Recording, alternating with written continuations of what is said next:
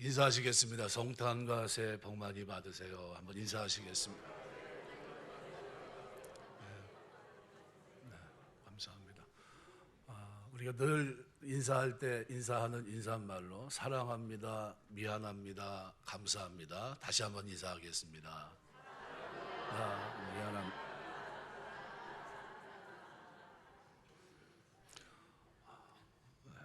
제임스 패커는 그렇게 말했습니다. 내가 알고 있는 지식이 하나님을 경배하는 자리로 끌어가지 못하면 그 지식은 다 죽은 것이다 그랬어요.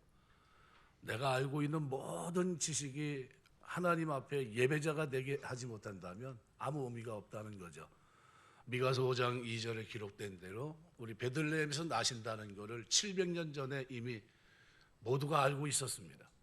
하지만 그들의 모습을 보면 당황했던 사람들이 있고 맞이했던 엉뚱한 별을 보고 쫓아온 사람들이 있었음을 성경은 말씀하고 있는데, 놀랍게도 그것은 성경의 성취였습니다.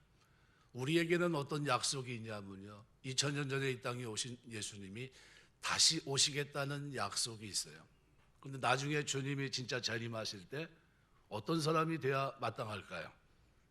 경배하고 늘 예배드렸던 하나님 앞에 절했던 사람들은 예배자로 주님을 맞이하게 될 줄 믿습니다. 그래서 2000년 전에 말씀하신 그것을 우리는 지금 기다리고 있는 사람들이에요. 이것이 내 생에 이루어질지 아니면 다음 생에 이루어질지 우리는 정확하게 알지 못하지만 다만 주님이 오실 때가 됐다는 사실을 우리는 기억하면서 나아가야 됩니다. 오늘 동방 박사들은 놀랍게도 약속을 알지 못했지만 별을 나타남을 보고 경배하러 찾아옵니다. 오늘 마태복음 2장을 보시면 2절, 7절, 9절에 이렇게 말합니다. 유대인의 왕으로 나신 이가 어디 계시냐? 우리가 동방에서 그의 별을 보고 그에게 경배하러 왔노라. 이에 헤롯이 가만히 박사들을 불러 별이 나타난 때를 자세히 묻고, 9절에 보면 박사들이 왕의 말을 듣고 갈새 동방에서 보던 그 별이 문득 앞서 인도하여 가다가 악이 있는 곳 위에 머물러 서 있는지라 그랬습니다. 이것은 민수기 24장 17절 말씀의 성취이기도 합니다. 내가 그를 보아도 이때의 일이 아니며 내가 그를 바라보아도 가까운 일이 아니로다. 한 별이 야곱에게서 나오며 한 규가 이스라엘에게서 일어나서 모압을 이쪽에서 저쪽까지 쳐서 무찌르고 또 셋의 자식들을 다 멸하리로다. 한 별이 왕권을 의미합니다. 야곱에게 나오고 한 홀이 아브라함과 다윗의 자손을 통해 나타날 것을 예언했는데 이것이 이스라엘에게 성취됐던 겁니다. 예수 그리고 임마누엘, 이 이름은 예수님의 신성을 나타내 줍니다. 이 땅에 오신 예수님은 자기 백성을 저들 죄 가운데 구원할 자이고요, 임마누엘은 하나님이 우리와 함께 하신다는 표적이기도 합니다. 그래서 이 마태는 1장에서 예수님의 신성을 돋보이도록 기록합니다.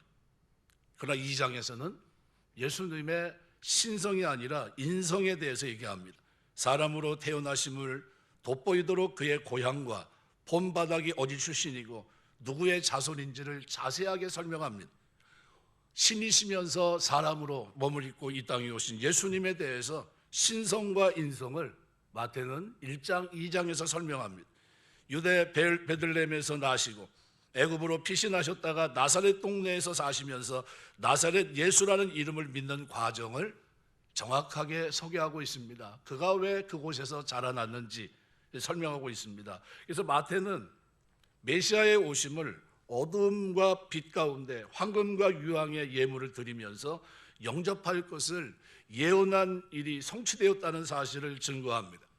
이사야 60장 보시면 1절에 일어나라 빛을 발하라 이는 내 빛이 이르렀고 여호와의 영광이 내 위에 임하였습니다. 그런데 이 놀랍게 6절 말씀에서는 이렇게 표현합니다. 허다한 낙타 미디안과 에바의 어린 낙타가 내 가운데 가득할 것이며 스바 사람들은 다 금과 유황을 가지고 와서 여호와의 찬송을 전파할 것이며 사람들은 다 금과 유황을 가지고 와서 여호와의 찬송을 전할 것이다 한 예언대로 이 약속은 이루어졌던 겁니다. 황금과 유황과 모략을 가지고 오늘 동방 박사는 별을 보고 찾아왔습니다. 그들은 아기 예수께 경배합니다. 마태복음을 보시면 절하다라고 하는 프로스큐세오라는 이 단어는 경배하다, 예배하다 같은 뜻입니다. 그에게 경배하러 왔다고 표현합니다. 이 단어는 마태복음 2장에서도 8절, 11절에 경배하다, 경배하사라는 단어로 또 나타납니다. 베들레헴으로 보내 이르되 가서 아이가 자세히 알아보고 찾거든 내게 구하여 나도 가서 그에게 경배하게 하라. 집에 들어가 아기와 그의 어머니 마리아가 함께 있는 것을 보고 엎드려 아기께 경배하고, 경배했다. 반복적으로 3번 나옵니다. 마태복음에서 이 영어가 두 경우 경배하다라고 번역이 됐는데 놀랍게도 2장과 그리고 마지막 28장입니다. 그분은 경배받으실 분이라는 겁니다. 그래서 2장에서는 예수 그리스도를 유대인의 왕으로 소개하고 있고 28장에서는 예수 그리스도께서 죽음의 장벽을 깨시고 부활하셔서 하늘과 땅의 모든 권세를 부여받은 분으로 소개하고 있습니다. 그분은 경배받으실 분입니다. 그래서 성경은 왜 우리가 이 땅에 오신 예수님을 경배해야 되는가? 첫 번째, 그분은 왕이시기 때문입니다. 그것은 신분을 의미합니다. 오늘 2절 말씀은 유대인의 왕으로 나신 이가 어디 계시냐 이렇게 물어봐요. 마태복음 27장 11절 보시면 빌라도가 이렇게 물어봅니다. 내가 유대인의 왕이냐? 예수께서 대답하시되 내 말이 옳도다 그랬어요. 내 말이 옳도다. 예수님은 십자가를 지시기 전에 자신이 바로 왕이라는 사실을 시인하십니다.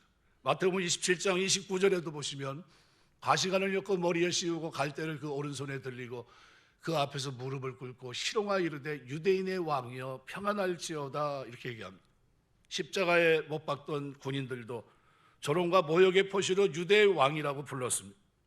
마침내 예수 그리스도가 십자가에 달리실 때 그 머리 위에 유대인의 왕 예수라는 패를 붙이게 됩니다. 마태복음 27장 37절의 기록이 그 머리 위에 있는 유대인의 왕 예수라 쓴 죄패를 붙였더라. 이때 히브리어, 로마 그리고 헬라어로 기록이 되어 있습니다. 요한복음 19장 21절은 유대인의 대제사장들이 빌라도에게 이르되 유대인의 왕이라 쓰지 말고 자칭 유대인의 왕이라 쓰라 하니 이렇게 기록하고 있습니다. 결국 예수님은 유대인의 왕으로 불려진 것은 그분이 태어났을 때와 죽었을 때 집중됩니다. 마태는 예수 그리스도는 유대인의 왕으로 세상에 오셨고 그리고 유대인의 왕으로 죽었다는 사실을 설명합니다. 두 번째로 우리가 왜 이분을 경배해야 되냐 하면 이분은 우리의 주님이 되시기 때문입니다. 예수님께 경배해야 되는 두 번째 이유가 뭡니까? 마태복음 8장 2절 말씀해 보시면 한 나병 환자가 나아가 절하여 이르되 주여 원하시면 저를 깨끗하게 하실 수 있나이다 하거늘. 이때 절한다는 이 단어도 똑같은 단어입니다. 프로스큐네오라는 단어입니다. 이 절하는 행위는 경배입니다. 경배. 왜 경배했습니까? 예수님을 주님이라고 부르고 있습니다. 구약의 엘로힘, 여호와라고 하는 이 단어, 아담과 하와를 창조하신 분이 여호와 하나님이십니다. 그들을 사랑하고 보호하셨습니다. 언약의 하나님이십니다. 아벨의 제사를 받으셨고 노아에게 방주를 예비하도록 준비시키셨고요. 애굽의 430명 종노릇하던 그들을 구원의 놀라운 역사를 여호와 하나님께서 베푸셨습니다. 그래서 출애굽기 15장 1절부터 18절에는 여호와 하나님을 찬양하는데 여호와라는 단어와 주라고 하는 단어를 교차적으로 사용합니다. 문둥병자가 예수께 나와 절하여 주여라고 부르면서 원하시면 저를 깨끗게 하실 수 있나이다 호소했습니다. 왜 그랬습니까? 바로 이스라엘 백성을 홍해를 통해 구원하신 그 주님은 그에게도 같은 역사를 이룰 수 있다는 믿음이 그에게 있었기 때문입니다. 오늘 성탄에 이 땅에 오신 예수님은 우리의 주님이 되십니다. 비록 그는 거룩하신 하나님 앞에 나아갈 수 없는 죄인 중에 죄인이었지만 하나님이 그를 사랑하심으로 그를 구원해 줄 것이라는 믿음이 그에게 있었습니다. 저주받은 문둥병자도 사랑의 주님 앞으로는 나아갈 수 있다는 믿음이 있었습니다. 어떤 사람이라 할지라도 주님 앞에 나아갈 수 있습니다. 세 번째로 우리가 왜 그분을 경배해야 되냐 하면 그분은 하나님의 아들이십니다. 예수께서 절하여 경배한 이유는 그분이 하나님의 아들이셨기 때문입니다. 마태복음 14장 33절에 보시면 배에 있는 사람이 예수께 절하여 가로되 진실로 하나님의 아들이로소이다. 마태복음 14장에는 예수님을 3년이나 따라다녔던 제자들이 처음으로 예수님을 인간이 아닌 분으로 보기 시작합니다. 비록 그분은 인간이셨지만 동시에 그분은 하나님으로 인식하게 된 겁니다. 이 고백의 배경은 제자들이 배를 타고 바다를 건널 때 생겼습니다. 갑자기 파도가 그들을 휩싸입니다. 속수무책입니다. 방법이 없었습니다. 당황하고 있을 때입니다. 그때 예수께서 파도를 헤치며 바다 위로 걸어오십니다. 그들은 유령인 줄 여겼습니다. 그러나 그분은 유령이 아니라 살아계신 예수 그리스도였습니다. 물결치는 바다 위를 걸어오시면서 사나운 바다를 잠재우시고 물에 빠져가는 베드로를 건져내신 것은 말 그대로 처음 있었던 일입니다. 예수님께서 공생애를 시작하면서 세례를 받을 때였습니다. 그때 하늘에서 갑자기 소리가 들립니다. 이는 내 사랑하는 아들이요 내 기뻐하는 자다. 마태복음 3장 17절의 기록입니다. 마태복음 8장 28절 29절에 보시면 예수께서 건너편 가라다 지방에 가시며 귀신 들린 자들이 무덤 사이에서 나와 예수를 만나니 그들은 몹시 사나워 아무도 그 길로 지나갈 수 없음 지경이더라. 이에 그들이 소리질러 이르되 하나님의 아들이여 우리가 당신과 무슨 상관이 있나이까 때가 이르기 전에 우리를 괴롭게 하려고 여기 오셨나이까 하더니 이때 이미 귀신 들린 자는 그가 누구인지를 알고 있었습니다. 그분은 누굽니까? 하나님의 아들이셨어요. 그래서 경배하셔야 됩니다. 하나님의 아들이란 말은 그가 바로 하나님이란 뜻입니다. 요한복음 5장 11절 18절 말씀에 보면 예수께서 그들에게 이르시되 내 아버지께서 이제까지 일하시니 나도 일한다 하시매 유대인들이 이로 말미암아 더욱 예수를 죽이고자 하니 이는 안식일을 범할 뿐만 아니라 하나님을 자기의 친아버지라 하여 자기를 하나님과 동등음으로 삼으심이더라 그랬습니다. 이렇게 막연하게 그들이 알고 있었던 예수님이 그들 눈앞에 하나님의 아들로 인식되기 시작합니다. 마침내 제자들의 눈이 열렸습니다.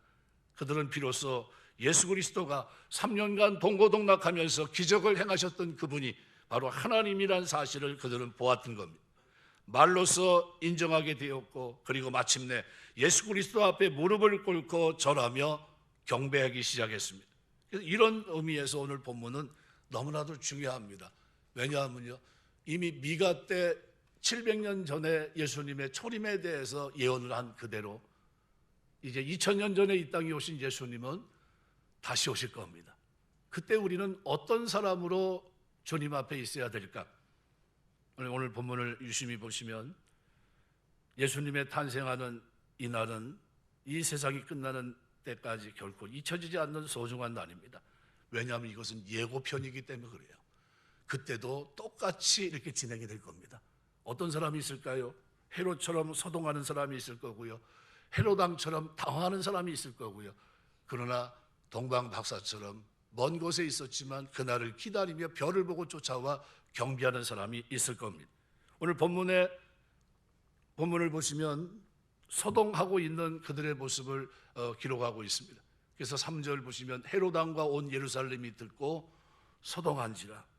경배해야 될 그분이 이 땅에 베들레헴에 말구에 태어나셨는데 그런데 놀랍게도 소동하고 있습니다. 헬라어로 이 타라소라는 이 말은 부정과고 수동태로 되어 있습니다. 뒤에 흔들리다 또는 당황하게 하다 무섭게 하다는 의미를 가진 말입니다. 박사들에 의해서 예수님의 나심이 선포되었을 때 예루살렘 성내에 있던 사람들은 가졌던 극심한 불안, 공포의 현상을 생동감 있게 표현해주고 전해주고 있습니다. 이들은 심히 불안해하고 공포에 빠져 있었던 겁니다. 왜 그들은 불안하고 공포했을까요? 사실 메시아의 오심은 이미 700년 전에 그들은 알았고 그리고 그들은 기다리고 있었던 사람들입니다. 그러나 정작 메시아의 탄생이라는 사실을 그들이 접했을 때 그것이 이스라엘 땅에 미칠 정치적 파장을 그들은 먼저 생각했던 겁니다. 그 안에는 로마의 앞잡이로 살았던 수많은 고관도 있을 것이고요. 율법조차 온전히 준수하지 못했던 사람들의 당할 형벌에 대한 두려움도 그들을 소란케 하기에는 충분했을 겁니다. 그들은 수백 년 동안 메시아의 도래를 기다린다고 말은 하고 있었지만 정작 메시아를 영접할 마음의 준비는 되어 있지 않았던 겁니다. 사랑하는 성도 여러분, 성탄절을 맞이해서 오늘 우리는 우리를 돌아보셔야 돼요. 약속의 성취를 바라보면서 나는 경배하는 자로, 절하는 자로, 예배하는 자로 있다고 알고 있는지, 주님은 다시 오실 겁니다. 아멘 주 예수여 어서 오시옵소서라는 고백을 드릴 수 있다면 신앙생활을 잘한 겁니다. 그런데 그러지 못한다면 문제가 좀 있는 겁니다. 주님이 재림하시는 날 소동하며 당황하며 극심한 공포에 빠져드는 예루살렘 백성의 모습, 이 모습이 나의 모습이 돼서는 안 됩니다. 주님의 오심을 고대한다고 말은 하면서 세상 즐거움에 도취되어 있는 모습들, 주님이 오시더라도 이 세상 즐거움을 더 누렸으면 좋겠다는 이런 생각을 가진 사람들이 있다면 생각을 바꾸셔야 됩니다. 2000년 전 이날은 예수님께서 온 인류를 죄 가운데 구원하시고자 오셨던 기쁨의 날이었습니다. 그리고 이제 우리가 맞이하게 될 바로 그날은 알곡과 쭉정이를 가르고 양과 염소를 가르는 무서운 심판의 날이 될 것입니다. 이 사실을 기억하고 그날이 소동과 혼돈이 일어난 날이 아니라 기쁨과 영광의 날이 될 수 있도록 준비가 되어 있는 여러분 되시길 주의 이름으로 축원합니다. 그래서 예배자가 될 것을 성경은 누누이 강조합니다. 내가 예수 믿고 구원받고 하나님의 자녀가 된 것, 오늘 새벽에도 새벽기도를 드리면서 성탄에 대한 메시지를 가지고 잠깐 우리가 묵상을 했었습니다. 창세기 22장에 기록되어 있는 아브라함이 독자 이삭을 드리는 내가 이제야 내가 나 사랑하는 줄 알았다. 그런데 이 장면은 뭘 예표한 겁니까? 이 땅에 독생자를 주시는 하나님의 마음을 그대로 표현하고 있는 겁니다. 하나님. 그래서 자기 아들을 아끼지 아니하시고 우리 모든 사람을 위해 내어주시니까 어찌 그 아들과 함께 모든 것을 우리에게 은사로 주시지 않겠느냐. 로마서 8장의 말씀을 기억나게 합니다. 아끼지 않았어요. 그 사랑으로 아끼지 않았습니다. 아들을 아끼지 않고 내어주시는 아브라함을 보시고 내가 이제야 내가 나를 사랑하는 줄 알았다 그랬어요. 그런데 놀랍게도 하나님은 그 사랑을 우리에게 확증하신 겁니다. 내가 너를 사랑한다는 것을 말로만이 아니라 친히 외아들 독생자를 이 땅에 내어주시고 우리의 죄를 속량하시기 위해 이 땅에 보내셨던 겁니다. 그래서 예수님의 탄생보다는 예수님의 오심, 여기에 초점을 맞춰야 돼요. 약속하신 대로 그분이 오셨습니다. 그리고 약속하신 대로 그분은 다시 오실 겁니다. 이 다시 오시는 주님, 그 주님을 우리가 이 땅에 살면서 예배자로 경배자로 살게 되시길 주의 이름으로 축원합니다. 요한계시록 16장 15절은 이렇게 표현합니다. 보라, 내가 도둑같이 오리니 누구든지 깨어 자기 옷을 지켜 벌거벗고 다니지 아니하며 자기의 부끄러움을 보이지 아니하는 자는 복이 있도다. 오늘 본문을 빗대어 얘기한다면 어떤 사람이 부끄러운 사람입니까? 주님이 오심을 지금은 안 됩니다. 나중에 오셔야 됩니다. 조금 있다 오시면 안 됩니까? 이런 마음을 가지고 있는 사람들입니다. 마태복음 5장 23절은 그런즉 깨어있으라 너희가 그날과 그때를 알지 못하느니라. 700년 전에 미가의 예언대로 이 땅에 오셨던 주님은 이미 이 땅에 부활하신 주님을 통해서 내가 가서 너희 처소를 예비하고 처소가 예비되면 나 있는 곳에 너희도 있게 하겠다 하시며 다시 오심을 분명히 말씀했습니다. 그때 오늘 우리는 소동하는 사람이 돼서는 안 됩니다. 당황하는 사람이 돼서는 안 되고요. 무서워하는 사람이 돼서도 안 됩니다. 그때 우리는 그때는 기쁨으로 주님을 맞이할 수 있어야 돼요. 따라서 하시겠습니다. 아멘. 주 예수여 어서 오시옵소서. 이것이 여러분의 믿음이고 삶이고 이것이 경배의 자세, 예배의 자세가 되시길 주의 이름으로 축원합니다. 이렇게 하나님을 알던 사람들도 소동하고 있었는데 믿지 않던 헤롯은 어땠을까요? 그는 당황합니다. 굉장히 큰 당황함을 느낍니다. 헤롯 왕과 온 예루살렘이 듣고 소동한지라 왕이 모든 대제사장과 백성이 서기관들을 보아 그리스도가 어디서 나겠냐 물으니 이르되 유대 베들레헴이니 이는 선지자가 이렇게 기록된 바 그들은 이미 다 알고 있었어요. 예수님의 탄생은 집정왕이었던 헤롯을 당황하게 했습니다. 재미있는 사실은 동방박사들이 나신 아기에 대해서 물었을 때 이미 그가 그리스도에 대한 이야기임을 그는 알고 있었다는 사실입니다. 그래서 4절에 보면 대제사장과 서기관들을 불러 모으고 그리스도가 어디서 나는지를 물어보고 있는 겁니다. 그는 예수님께서 누구신지 어떤 존재인지 명확하게 알고 있는 사람이었습니다.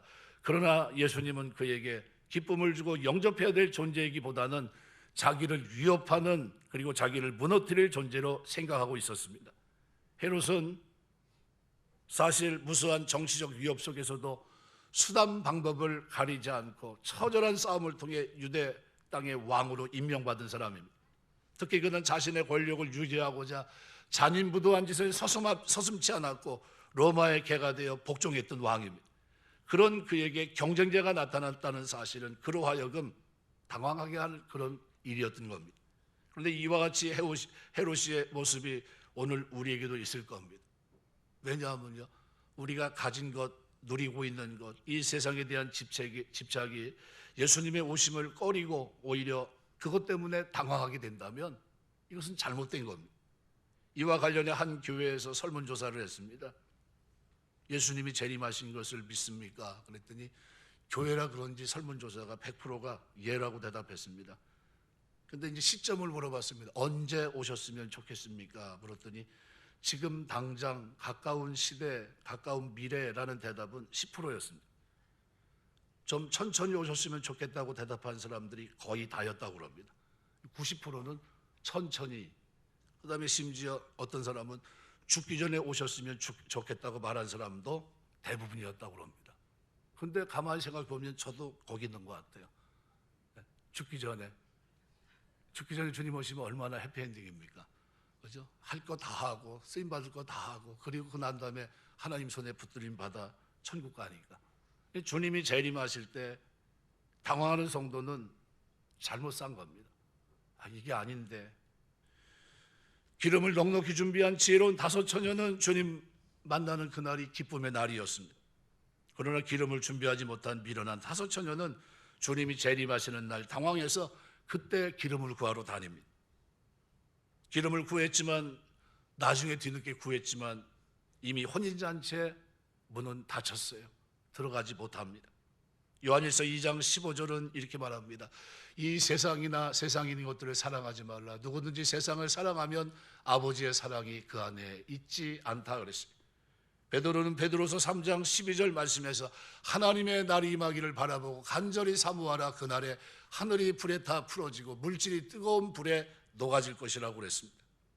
성탄은 주인공을 찾아야 됩니다. 성탄의 주인공은 예수님이시고요.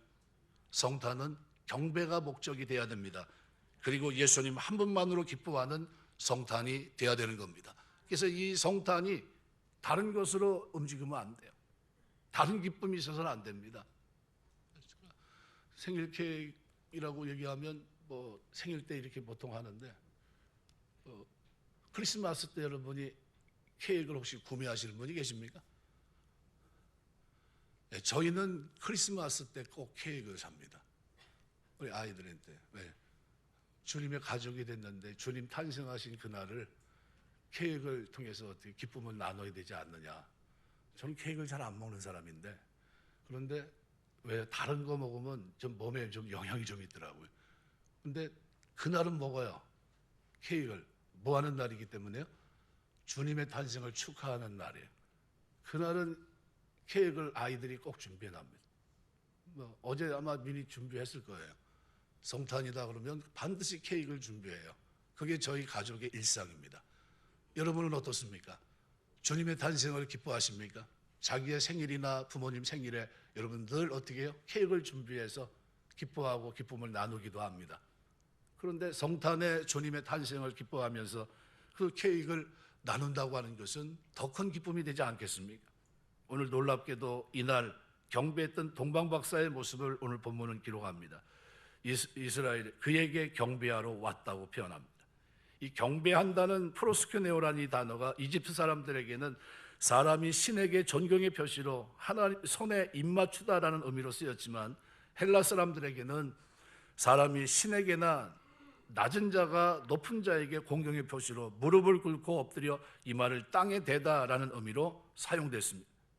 요한복음 4장 20절부터 24절을 보시면 우리 조상들은 이 산에서 예배하였는데 당신들의 말은 예배할 곳이 예루살렘에 있다 하도이다. 예수께서 이르시되 여자야 내 말을 믿으라. 이 산에도 말고 예루살렘에도 말고 너희가 아버지께 예배할 때가 이르리라. 너희는 알지 못하는 것을 예배하고 우리는 아는 것을 예배하노니 이는 구원이 유대인에게서 남이라. 아버지께 참으로 예배하는 자들은 영과 진리로 예배할 때가 오나니 곧 이때라. 아버지께서는 자기에게 이렇게 예배하는 자들을 찾으시느니라. 이때 예배로 번역되어 있는 단어가 프로스큐네오입니다. 예배는 뭡니까? 하나님께 절하는 것이고 하나님 앞에 경배하는 겁니다. 동방 박사들은 가장 크게 기뻐하고 기뻐했다고 말씀합니다. 그들은 아기가 계신 곳에 가서 그들에게 경배를 드렸습니다.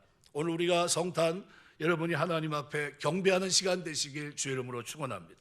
예배드리고 절하며 무릎 이마를 땅에 대고 엎드려 경배하는 시간이 바로 성탄입니다. 최상급의 표현인 가장이란 표현을 헤롯과 백성과의 명백한 대비를 이루기 위한 의도에서 쓰였다고 생각이 됩니다. 그들과는 너무나 다른 모습이에요. 그것은 예배하는 모습이고 절하는 모습이고 경배하는 모습입니다. 성도에게 주님께서 임하시는 기쁨보다 더 큰 기쁨이 어디 있을까?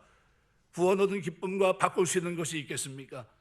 성령 받고 기쁨으로 주님을 찬양하고 예배하며 그 은혜 안에 거하는 것보다 더 큰 기쁨이 어디 있겠습니까? 이 땅에 오신 주님은 우리의 죄를, 자기 죄 가운데 있는 우리를 건지기 위해 이 땅에 오셨습니다. 그분은 우리와 함께 하시면서 임마누엘 직접 표적이 되신 분입니다. 너무나 당연하고 너무도 잘 알고 있는 이 사실을 우리가 실천하고 사는 사람들은 너무나 작다는 겁니다. 예수님을 사랑한다고 하면서도 예수님보다 세상 속에 더 큰 기쁨이 있고 세상 성취에 더 큰 의미를 두고 살아가는 이런 삶이 되면 예수님이 별로 와닿지 않을 수 있습니다. 이런 성도들에 대해서 성경은 좋은 반응을 보이고 있지 않아요. 여러분은 어떤 성도입니까? 성도라고 하지만 내 육신의 쾌락과 욕구에 순종하고 땅의 일을 생각하는 자로 살아가고 있지는 않은지, 이 세상에 소망을 두고 세상 쾌락을 기뻐하며 살아가는 이것이 우리의 삶은 아닌지 생각해 보셔야 됩니다. 성탄은 오직 그분의 이 땅에 오심으로 우리는 기뻐하고 기뻐하는 사람이 되어야 됩니다. 이것이 우리 예수 믿는 사람들의 모습이에요. 그래서 베드로는 베드로전서 1장 8절에서 이렇게 말씀합니다. 예수를 너희가 보지 못하였으나 사랑하는도다. 이제도 보지 못하나 믿고 말할 수 없는 영광스러운 즐거움으로 기뻐한다 그랬어요. 빌립보서 4장 4절은 이렇게 말합니다. 주 안에서 항상 기뻐하라. 내가 다시 말하노니 기뻐하라 그랬습니다. 오늘 마태복음 2장 말씀을 유심히 보시면 우리가 그 속에서 누구의 모습을 볼 수 있습니까? 하나님의 마음을 볼 수가 있습니다. 세상은 혼돈하고 공허한 가운데 살아갑니다. 세상은 이기적인 모습을 가지고 살아갔던 헤롯을, 머리로만 한 제사장의 모습을, 서기관의 모습을 조명하고 있고, 그러나 먼 곳에 있었지만 진리를 마음판에 새기고 그 진리를 찾아 별을 쫓아 열심을 다해 수고했던 동방박사의 모습을 조명하고 있습니다. 우리는 이 시대를 동방박사의 모습으로 살아가야 돼요. 머리로만 하는 제사장들이 아니라, 서기관들이 아니라, 또는 이기적인 헤롯의 모습이 아니라 성탄을 즈음해서 오늘 우리가 진리를 찾고 그 약속을 기다리며 이 땅을 사는 동방박사, 황금과 유황과 모략을 가지고 주님 경배할 준비를 갖추고 사는 이런 동방박사의 모습이 이 마지막 때를 사는 오늘 우리의 모습이 돼야 될 줄 믿습니다. 마지막 때를 살아가면서 이 황금은 예수님의 왕권을, 유황은 제사장직을, 그리고 모략은 고난과 죽음을 상징합니다. 이 예물을 드렸던 동방박사는 그것으로 자기의 임무를 다했지만 이제 2000년 후 그리고 다시 오실 주님 앞에 오늘 우리가 그때 섰을 때는 우리가 드려야 될 것이 뭘까요? 면류관입니다. 승리의 면류관. 은혜로 말미암아 복음의 은혜 속에 순종하며 그 길을 걸어갔던 자들에게 쓰여지는 스테파노스라는 월계관, 이것이 우리가 쓰게 될 승리의 면류관입니다. 이것을 우리는 디아데마, 영원한 면류관을 쓰고 계신 왕 중의 왕이신 주님 앞에 던지는 영광스러운 그 자리에 오늘 우리가 참여하게 될 줄 믿습니다. 이 사실을 여러분이 놓치지 마셔야 돼요. 내가 이제 주님 다시 만날 때는 하나님 나에게 주의 은혜로 이 인생의 순례자의 길을 걸으며 믿음을 지키고 하나님의 은혜로 승리하게 하신 주님의 은혜에 감사해서 나에게 씌워진 면류관이, 이것은 내가 쓸 것이 아니라 이것은 오직 이 땅에 오셔서 십자가 지시고 그리고 영원히 처하기를 원하셨던 그 하나님의 은혜요 사랑이란 사실을 깨달으면서 영광의 보좌에 요한계시록 기록한 그대로 스테파노스 면류관을 던진 것처럼 우리가 영광의 관을 주님 앞에 던져 그분의 디아데마, 가장 아름다운 면류관을 쓰고 계신 주님 앞에 영광을 돌려야 될 줄 믿습니다. 이것이 성탄을 살아가는 그리고 이 시대를 살아가는 우리의 모습이 돼야 됩니다. 끝까지 수고하시고 끝까지 믿음의 경주를 달려가면서 주님 앞에 서는 그날, 오늘 동방 박사가 황금과 유황과 모략을 드림과 같이 우리가 영광의 관을 주님 앞에 드리는 은혜가 있게 되시길 주의 이름으로 축원합니다. 기도하겠습니다.